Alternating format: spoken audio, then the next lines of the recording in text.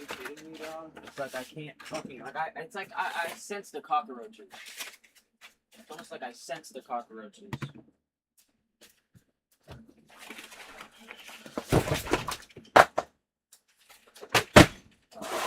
Where I'm gonna get mad. Why is the speaker falling?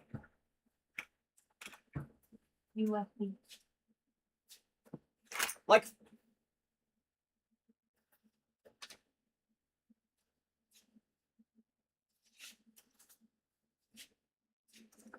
I need to chill. I need to chill. I actually need to lock the fuck in right now.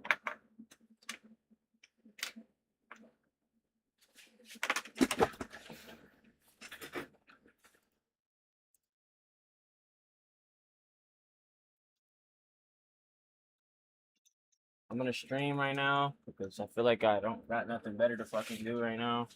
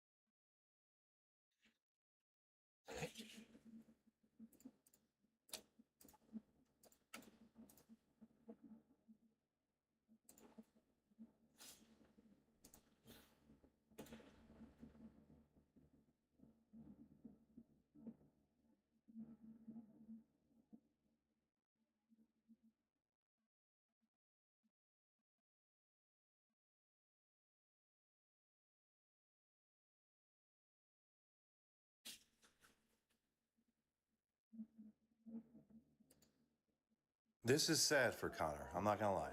15 seconds into his fight last night, he hurt his leg. I think he tore his ACL.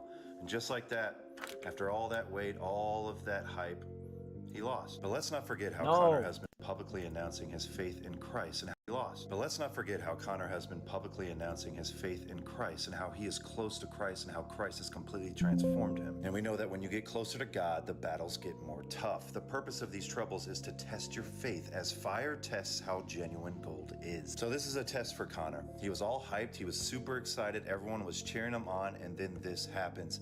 I don't want him to lose his faith. I don't want him to be discouraged or blame God for this. Things don't always go according to plan. And how we respond to that is what God is looking for. These are the times that your faith needs to be strong, and then God brings blessings out of it. This is sad for Connor, I'm not gonna lie. 15 seconds into his fight last night, he hurt his leg. I think he tore his ACL. And just like that, after all that weight, all of that hype, he lost. But let's not forget how Connor has been publicly announcing his faith in Christ and how he is close to Christ and how Christ has completely transformed him. And we know that when you get closer to God, the battles get more tough. The purpose of these troubles is to test your faith as fire tests how genuine gold is. So this is a test for Connor. He was all hyped. He was super excited. Everyone was cheering him on. And then this happens. I don't want him to lose his faith. I don't want him to be discouraged or blame God for this. Things don't always go according to plan. And how we respond to that is what God is looking for. These are the times that your faith needs to be strong, and then God brings blessings out of it. This is sad for Connor, I'm not gonna lie. 15 seconds into his fight last night, he hurt his leg. I think he tore his ACL. And just like that, after all that weight, all of that hype, he lost. But let's not forget how Connor has been publicly announcing his faith in Christ and how he is close to Christ and how Christ has completely transformed him. And we know that when you get closer to God, the battles get more tough. The purpose of these troubles is to test your faith as fire tests how genuine gold is. So this is a test for Connor. He was all hyped. He was super excited. Everyone was cheering him on, and then this happens. Connor, no, you're making me want to cry, man. No. Dude, don't lose faith. Don't be discouraged. Please don't be discouraged, Connor.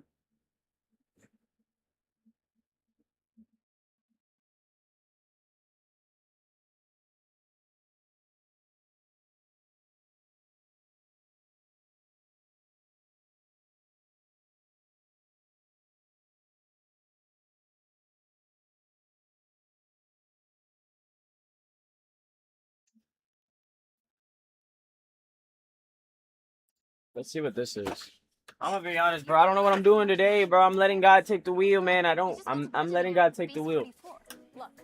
Sometimes I don't want to edit. Sometimes I don't want to do nothing. Sometimes I just want to. The man often regarded as the smartest person ever said this when questioned about his religious views. I believe in Spinoza's God. Now, this might come as a shock to many. Spinoza's God is okay. I'm not gonna say it's retarded. Spinoza's God is not the real God. Many people, a scientist who many would assume to be an atheist, openly admitting his belief in a god. Einstein was such a big fan of this Spinoza guy that he was writing love poetry to him 300 years after his death. But it isn't just Einstein who holds Spinoza with such a feverish revere. Friedrich Nietzsche, the man who declared God to be dead, regarded Spinoza as his precursor, stating that he was utterly enchanted and amazed by his writings. And G.W.F. Hegel, arguably the most important philosopher of the 19th century, said, "You are either a Spinozist or not a philosopher at all." Clearly, there must be something within Spinoza's writing that speaks to some universal truth, to capture the minds of some of humanity's greatest. Bro, that's what I'm saying, though. Like, Spinoza's God makes sense. It totally makes sense. But, dude, God is...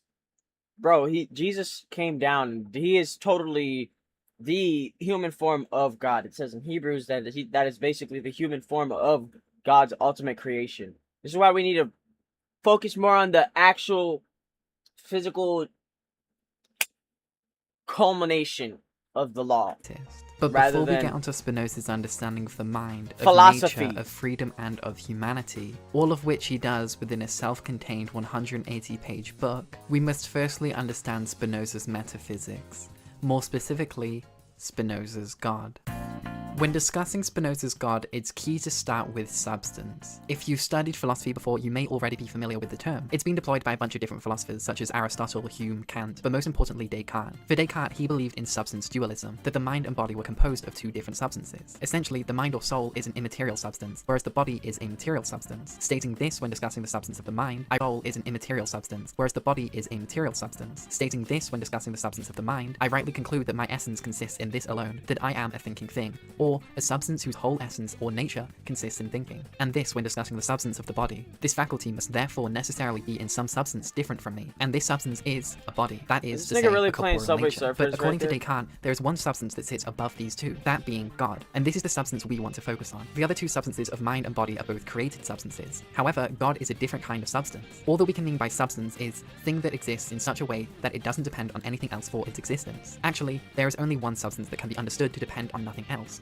namely God. We understand a substance for Descartes to have one major property. It is the ability to exist without depending on anything else for its existence, which fits the descriptor of God pretty well. Try and think of something that relies on absolutely nothing for its own existence. It's incredibly difficult and arguably impossible unless you're religious and believe in God. However, there is one thing that Spinoza points to as fulfilling these conditions: reality itself. In the opening pages of his magnum opus, The Ethics, Spinoza writes this when defining substance: "By substance I understand what is in itself and is conceived through itself, that is, that whose concept does not require the concept of another thing from which it must be formed." So far, this seems very similar to Descartes' understanding of substance. However, Spinoza is going to introduce a couple of points that will radically shake things up. Something important to note is that Spinoza's method differs quite heavily from Descartes. Descartes spends pages upon pages of writing, outlining his arguments, adding a little flair when needed. In contrast, Spinoza lends heavily from Euclidean geometry. He begins each chapter with a set of definitions and a list of axioms, things that are taken to be undeniable and self-evident. If you turn your head 90 degrees to your second monitor, the definitions and axioms will be on screen right now. Hi, editing unit Joy right here. The definitions aren't on screen because I'm about to go through all of them, just the axioms for now. From these, these, Spinoza builds upon and deducts truth about God, man, freedom with an immeasurable rigor. Whilst I'm not going to spend any time covering the axioms, we will need to cover the 8 definitions before we get into the meat of Spinoza's arguments, as many of the terms being brought up may mean nothing to you if we don't cover them now. Definition 1.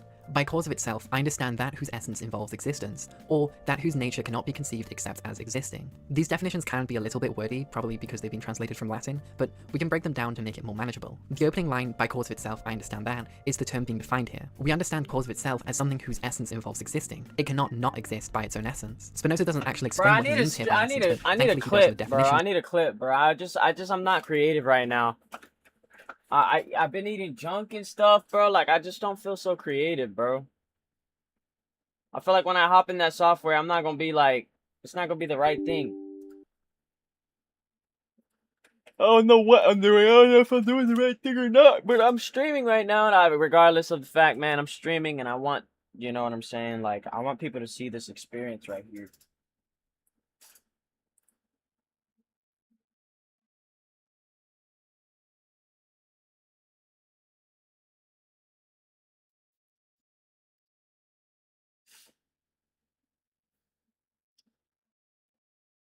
I feel like the stock market should be going down here pretty soon, bro.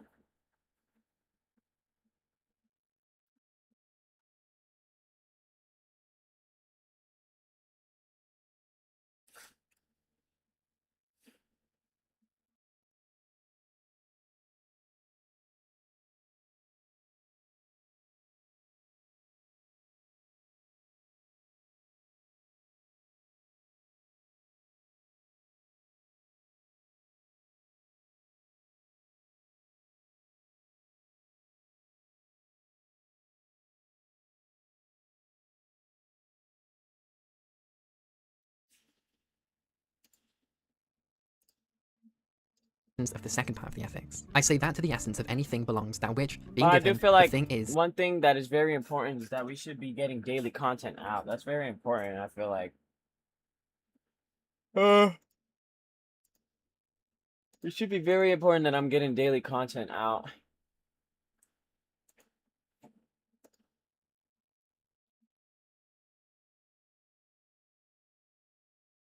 I already have 64 followers on Kick. I should keep streaming on Kick, bro. Because I don't be paying attention to my Kick streams.